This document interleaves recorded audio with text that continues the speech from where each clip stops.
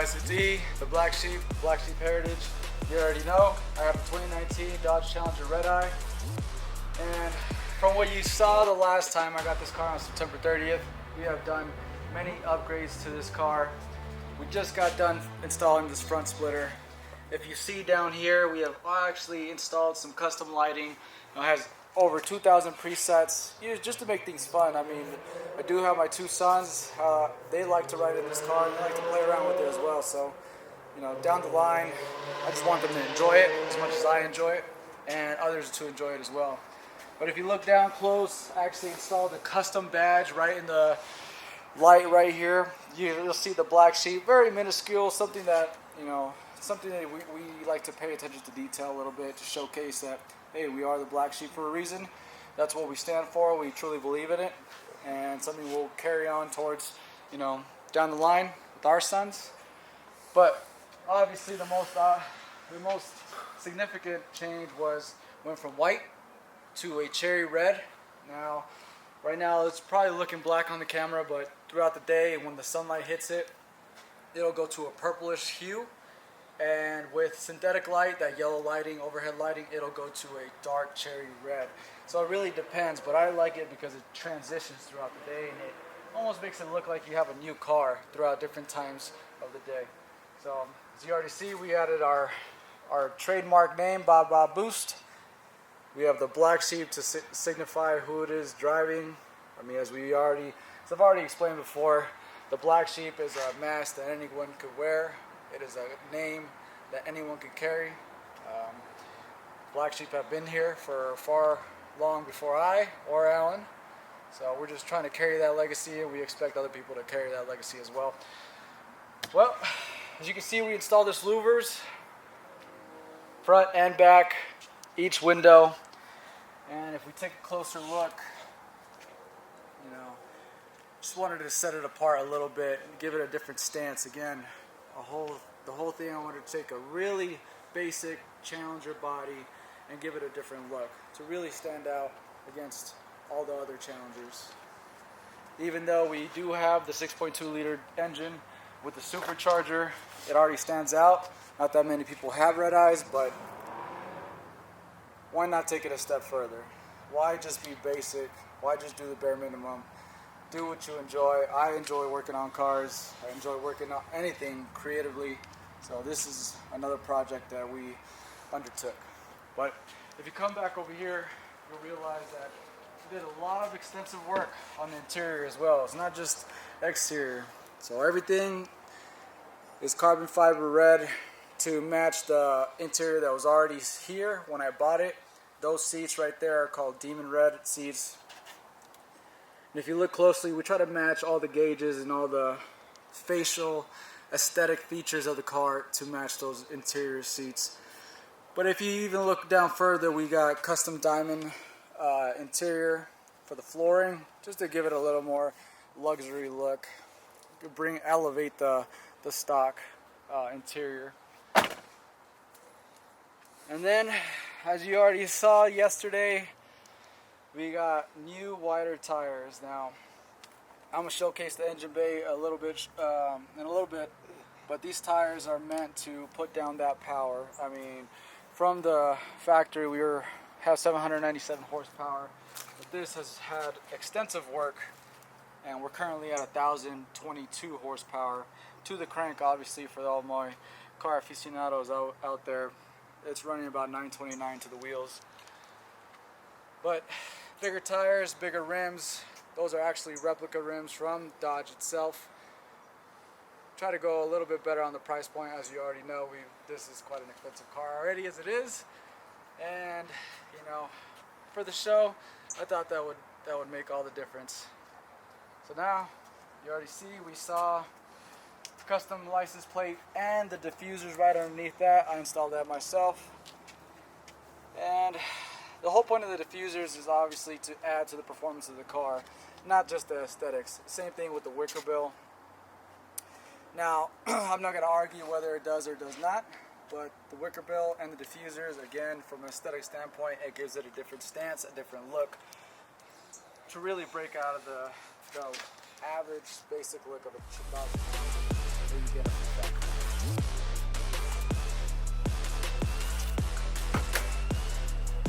Alright guys, as I've already alluded to in many stories on Instagram and all the other social medias, it is not your basic Redeye.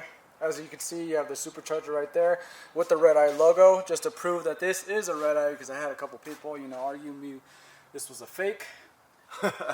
Now, right off the bat, you can tell that I've done some amount of work to it just to get it to where it's at today. We have the Corsa Performance here, cold air intake. I went a little above and beyond and just actually accented that cold air intake with much of the color of the outside and gave some decals to the manifolds there. And a little bit about the car. As I've already mentioned previously, I ran quite a bit of electrical on this just to get that custom lighting. We do have other custom lighting coming, and it's going to be a whole grill to really make this car stand out in public. As I mentioned before in many other videos, I want to be able to share this achievement. It's been long coming. It's about 8 to 9 years. And what's the point of getting something and not sharing with the rest of your people? So beyond that, I will say that if any work that was required was extensive, I did not do. Now, I had the experts do it. The shop I worked with was SRT Auto Works, and we went with the Exotic Killer package. What is the Exotic Killer package? Well, as you already can tell from the name, the Exotic Killer package pretty much gets us to 1,000 horsepower, 900 to the wheels. I already mentioned the exact numbers previously. But, what is it? So 1,022, 929 to the actual wheels. Okay. And essentially what it is, it kills your stock exotic cars, because we already know a lot of people just end up going with the exotic just because it's a luxury vehicle. I go with vehicles that I enjoy, that I like from an aesthetic standpoint, and from like a historical standpoint. Dodge is one of those vehicles. And just much like Alan has taught me about the Supra is another one of those vehicles as well. Long-standing history. Doesn't matter who makes it, as long as it's made well and people can enjoy it. There's a lot of people within the community like to, No, I think one big thing about the car community, right? I'm a Toyota guy. You see the Supra, right there is my Tacoma, 4-wheel drive long bed, RAV4 over here, and then I got a Subaru STI in the back. But I think, a lot of the car community, especially back then, if you're Dodge, you stick to Dodge, Toyota, you stick to Toyota, blah, blah, blah. At the end of the day, it's about appreciating all cars. I wasn't into muscle cars until, I met you, and then today I got to drive this bad boy, and this thing is something else. A lot of people that are outside the Dodge community hate on the SRTs because they're heavy, because they're, they call them Titanic boats, they're ships, blah, blah, blah. But at the end of the day, this car with 1,000+ horsepower under the hood, even with the weight, is ridiculously fast. And I've been in a lot of fast cars, a lot of fast imports. And this car right here is no joke. So, I think the car community needs to understand that you got to appreciate all cars. 4-cylinders, yeah. Hondas, Toyotas, Nissans, Dodge, Mustangs. Yeah, appreciate all builds. Corvette, Chevy, you got to appreciate them all because they all have a unique, they all come differently engineered. They all have their pros and cons. Exactly. Like my car's a lot lighter than yours, but it's really, really fast because of how balanced it is. This car here is just about power, right? They didn't really give a shit about the weight. They kept it heavy, and they still don't give a shit about it because this thing still flies. Well, they didn't give a shit about the weight because they wanted to hold true to the historical body of a Challenger. Yeah. And that's one of the things that I appreciate. I mean, I come from a long muscle car history, and one of the things I like, one of my first muscle cars I actually enjoyed was a 1967 and 1969 Ford Mustang. That body style to me is beautiful. Now it doesn't have all the nice gadgets that we have now, but for a simplistic, it's just classy. It's just a classy car that you can't go wrong with. I mean, everyone appreciates that car for its look, and even though it may not have a whole lot of power, back then that was a lot of power. Yeah. And much like how Alan was saying, we're dynamic. We don't like to box ourselves in. We like to, branch out and enjoy and learn from other communities. It is not just us. We're not. It's not. We're not. We're not the only ones living on this planet. No. There's all types of different cars out there, different Different cars, interests for different people, and different, some people like lowriders, right? Those aren't really for speed. They're more about aesthetics, about just showing off the culture, that type of thing. You got to appreciate them all. So. Exactly, and that's a very good point. I mean, lowriders are a culturally embedded vehicle because, as we know, those vehicles may not cost a lot at the very beginning, but they end up at shows. Yeah. And it's about the culture. It's about the family. It's about the culture. Part. I don't like to say family, yeah. but but the paint job on them lowriders though, they get very creative. Yeah, they go to another level with the designs and shit. When we're talking about back into history, the Zoot Suit riots. L.A., Oakland refusing to play as segregated states. That's a lot of the Latino culture, and that, in and of itself, did not derive from money. It derived from the culture, the music, the art. And people enjoyed that, loved that, and it just blew up from there. And people got more like everything else in the car community. It got better, Yeah. This back in the '60s was running 300 or 400 horsepower. Now we're up to thousands, and that's quite common within car communities to have 1,000 horsepower vehicles. Whether it's Supras, whether it's Dodge Challengers, whether it's a Tacoma, it doesn't matter. You can build them. The biggest point here that we're both trying to take away is enjoy what you enjoy and respect other people as well. Enjoy and broaden your horizon. Yeah, get into other cars and experience. Maybe if you're a domestic guy, get in a Japanese car. If you're a Japanese car guy, get in an American car and appreciate each other's different cultures and backgrounds and engineering and have fun with it. And I think that's the main point. Yeah, but I think we should go to the back and check out what Homeboy's doing in the back in a bit. Before let's get we forgot to we kind of started getting a little philosophical. True, yeah. But let's get back into the actual package, the Exotic Killer package. Again, we have a 2.75 pulley here, and a ATI 10% dampener down below. We have 1,300 fuel injectors, and if I recall, as we already know, we did a E85 tune on this with a HP tuners, unbroken PCM. All in all, not a whole lot of work done, but for a 797 horsepower vehicle from factory to get to 1,000, it's quite of an achievement without putting too much of a burden on the actual vehicle. Yeah, it's amazing that this is a stock engine. But don't get it twisted, y'all. If y'all don't know what a Redeye is, it's basically a cross between a Hellcat and a Dodge Demon. So this thing has a Demon engine. It has Demon brakes. Demon brakes, right? Yep. And Demon suspension. So the only difference is the engine comes untuned, right? It's not a Demon tune. But of course, he mentioned that this thing has the exotic package from what shop? SRT Auto Works. SRT Auto Works, They did all the heavy lifting, as you already know. I'm going through school, and I have function to work on Black Sheep and do my regular day job at Palo Verde Nuclear Power Plant, which is very, very, requires a lot of my time. So time is of the essence, but I always try to, branch out whenever I can. But since hearing of SRT Auto Works, I was like, okay, let's see what they can do. And sure enough, they did not disappoint. They're the new kids on the block in the car communities.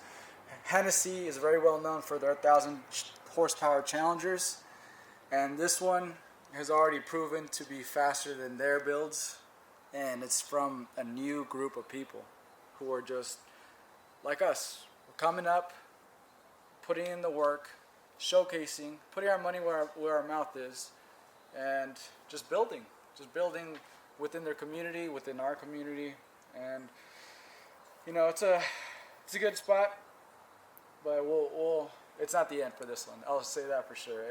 This thing's basically, I think, with all the upgrades you've made so far in a short time span, I think it's ready for the first car show. And where are we going? We're going to be at Fuel Fest December 10th. Check us out, we'll be there. Showcasing the car, but really just showing up to, again, enjoy what we enjoy listening, hearing from other people, and enjoying their builds, because I do not know a whole lot about cars. I can tell you everything about a tank, because that's what I worked on for 8 long years, but a car, I got a little bit less experience, but luckily through good people, I was able to expand my knowledge. You gotta put yourself out there to actually grow. But let's check out the STI, because that one is a work in progress, and that's let's go ahead. I'll follow you to the back. As you can see, we always busy. We always doing something.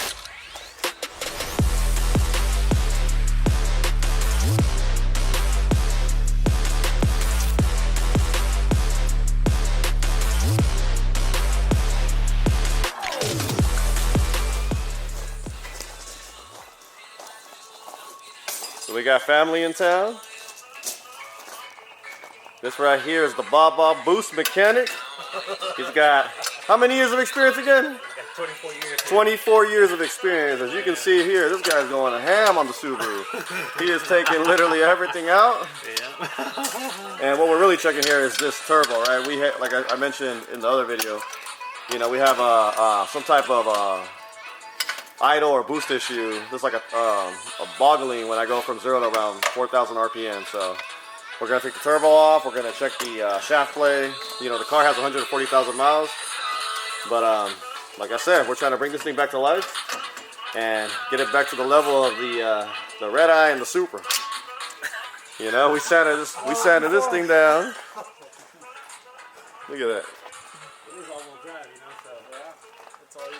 That's a definitely advantage. Well, definitely, I don't know about as fast as them, but I'm talking about like looks wise. Let's get it back to looking beautiful. But beyond that, let's tell the people, those who aren't mechanically inclined like myself, what has been taken out, because I was here this morning and it looked like it just rolled up, and now it's missing so many parts. So what did you take out so far? So far we got the air filter, heat shield, cover, the intake tube, vacuum hoses, the battery, the washer bottom reservoir, the coolant reservoir, the hood count. We got the intercooler over here. We got the strip bar up here. You put it in work, huh? A lot of stuff, yeah. Oh, we still got the bumper over here. Oh yeah, we got look at the it. lights, This thing, yeah. got the grill, got a throttle body over here. Yeah. And of course we're gonna clean everything before it goes back, so it's gonna be running beautifully. Yeah. So let's tell the people, what is the end goal for this car? The end goal right now is, well, for one, the body, get the dents out, get all that figured out, repaint it. We got the rims off. Let's go check out the rims real quick. Right, as you can see, this thing is on the jack stands right now. So we're also gonna paint. We're gonna paint the rotors. We're gonna the calipers. We already bought the paint for all that. As you can see, he's sanding down all the little dents. I think the first part one of this whole rebuild is the body. Getting the body back to its pristine condition. You know what I mean? Getting the rims back to where they're supposed to be. Because I don't know how many times I curb rash these things. I've had this car for, I think, 10 years, since 2012. Me and this car have been, through our ups and downs. We were in the Marine Corps together. This car's an 05, so it's a 17-year-old. Nearly 20 years old. Almost 20 years, yeah. So it's got, it's time to give it some love. It's been sitting under this shed that needs to get fully completed, which we're working on. Mind you, for all the people who didn't watch the current storms, but this used to be a full-on canopy Amazon, and it just got blown away. Yeah, So the material was like a garbage bag material. You know what I mean? we went ahead and throw some garage panels on top just to give it a little bit of love. Yeah. Because it was just a bare-boned structure. Yeah, it's still not great, but it does the job. It does the job for now. We'll put in more effort later, but right now it's the car that gets all the love and attention. But that's where we're at, guys. So as you can see, we got a bunch of projects. We haven't even talked about the Supra yet, but that's the next project. That one's going to be more probably cosmetic. I do want to get a downpipe, intake, and exhaust, but that's for another episode. And I'm trying to convince him to get an E85 tune, but well, we'll see. We'll see how crazy. I gotta put some money into this beast right here first. So get this thing running good. But that's it, y'all. So just stay tuned. And we'll definitely see you at the car show. And we will make more videos to give you updates on not just this car, but all the cars and everything else we're doing. All right, Lenny. Yes, sir. Next time we see you, hopefully, you know, we'll have some improvements here. You got anything else? I think we're good. I hope we're able to teach some people something new and, you know, showcase again what we're about. We get the comments like we're doing cars now. We've always done cars. Again, long history of getting my hands dirty in the Marine Corps and before. And it's just something that's already embedded in me and I continue to do. And just because I did not showcase it before does not mean I don't do it. It's just like designing. I do a lot of designing. I do a lot of writing. I do a lot of reading. Of course, I'm getting my PhD right now. So, again, just be dynamic. Do what you enjoy. You don't have to do it all. Just do what sparks your curiosity and, you know, run with it and see where it takes you. All right, man. Y'all heard it from me himself. Lenny, we'll see you next time, all right? All right. Till the next video, guys. Peace out.